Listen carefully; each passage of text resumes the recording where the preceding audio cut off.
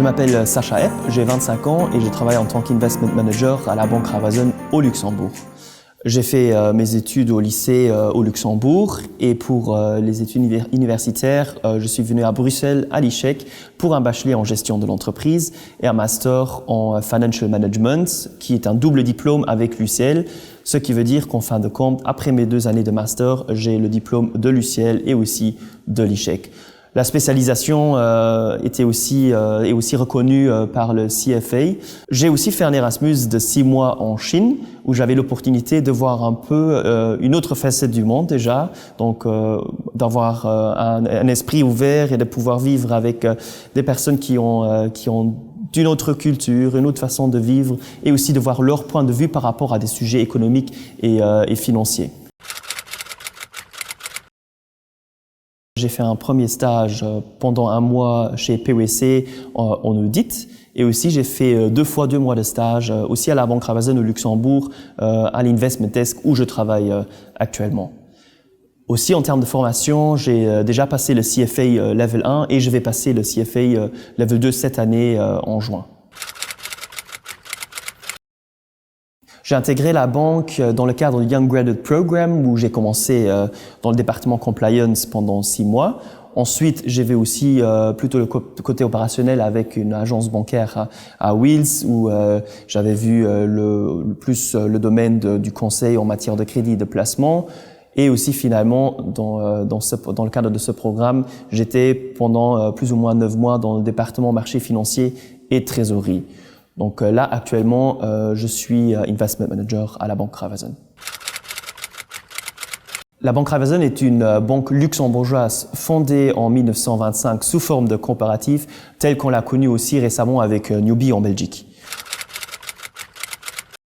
Pour mon cas, je suis Investment Manager pour le Private Banking, ce qui veut dire que principalement on fait la sélection des produits que la banque propose au travers des private bankers et personal bankers à ses clients. Ça veut dire donc la sélection d'actions, fonds d'investissement, obligations, produits structurés et aussi au niveau de la gestion discrétionnaire. Le rôle est aussi de suivre étroitement les marchés, donc de communiquer avec le réseau et de leur donner les infos nécessaires concernant l'évolution des marchés, les impacts sur les produits qu'on a sélectionnés et aussi être en contact avec les partenaires de la banque comme Fontobel avec qui on travaille étroitement aussi.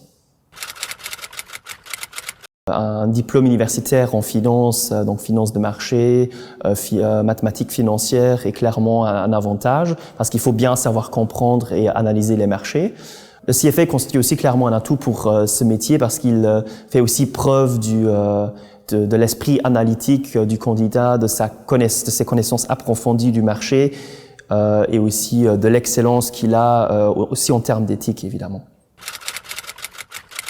Donc on n'a pas vraiment une journée type parce qu'il y a quand même beaucoup de variations dans les tâches et des responsabilités qu'on a. Il y a quand même aussi des tâches qui reviennent régulièrement, mais chaque matin déjà on fait en équipe sous forme d'un stand-up meeting le point sur l'actualité financière et économique. Ensuite aussi, on a des réunions régulières avec les responsables de la banque privée pour voir quels projets sont prioritaires, qu'est-ce qui reste encore à améliorer, à introduire, à développer. Ensuite aussi, chacun de son côté, évidemment toujours en parlant entre nous en équipe, fait le suivi des produits respectifs qu'il a à suivre. Répond aussi aux questions des différents gestionnaires ou private bankers qui nous appellent régulièrement par rapport aux produits, par rapport à des besoins spécifiques des clients. Et aussi, évidemment, on est en contact permanent avec nos partenaires comme Fontobel, surtout pour la gestion discrétionnaire, ou aussi avec d'autres fournisseurs de produits d'investissement.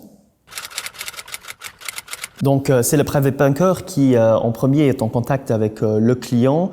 Donc nous on n'a pas le contact avec le client, mais nous on va proposer les listes de sélection des produits, donc des actions, des obligations et ainsi de suite, que le private banker va proposer au client final.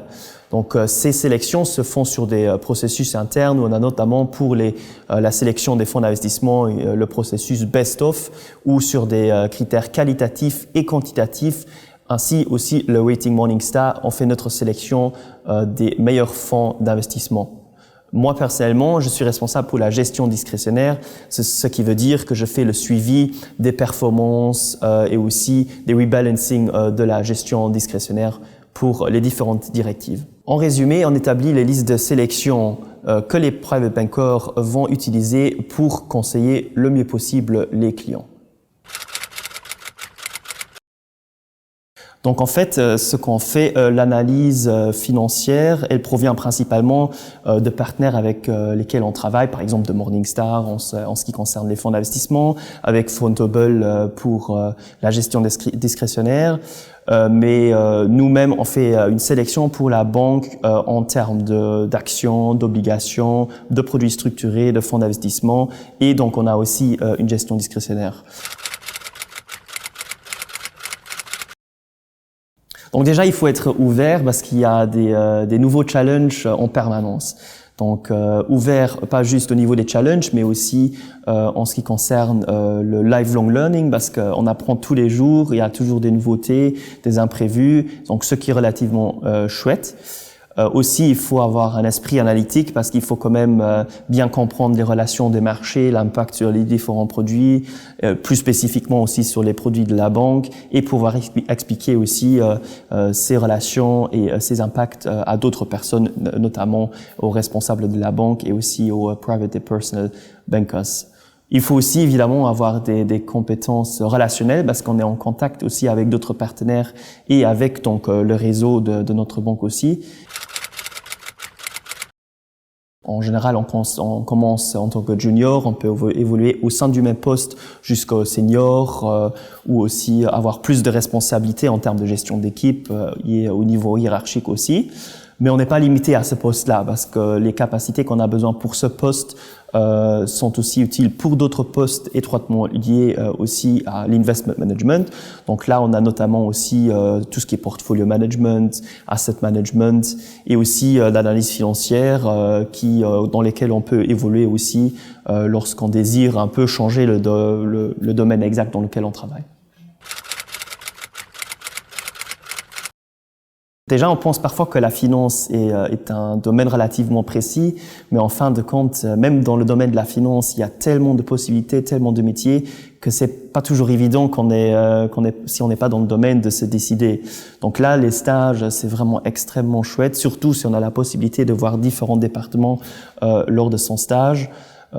Et aussi de parler avec des personnes du métier, de s'informer évidemment. Donc en 5 mots, suivi et sélection de produits d'investissement, communication avec les partenaires et aussi avec le réseau de la banque, développement et suivi de nouveaux projets aussi concernant des produits d'investissement, suivi de l'actualité financière et des marchés et une bonne ambiance aussi entre collègues. J'apprécie vraiment mon métier, c'est chouette, c'est à chaque fois un nouveau challenge.